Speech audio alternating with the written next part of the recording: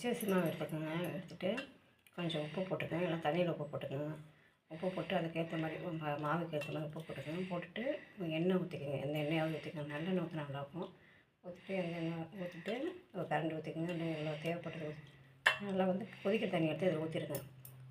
பச்சரிசி மாவில் ஊற்றிட்டு அந்த கரண்டி காம்பை வச்சு இல்லைன்னா ஸ்பூன் வச்சு ஏதாவது பண்ணிவிட்டு சப்பாத்தி மாவு மாதிரி இப்படி பிசைஞ்சுங்க. அதை மாவு தண்ணி கொதிக்க தண்ணி ஊற்றும் போதே மாவு வெந்த பதத்தில் வந்துடும். அதுக்கப்புறம் என்ன பண்ணுங்கள், சின்ன உருண்டையாக உருட்டி இட்லி பானையில் வச்சுட்டு வெந்துடும். வெந்ததுக்கப்புறமா என்ன பண்ணணும், கடுகு உளுந்து போட்டு 2 வரமிளகா போட்டு தாளித்து நீர் உருண்டை செய்யலாம்.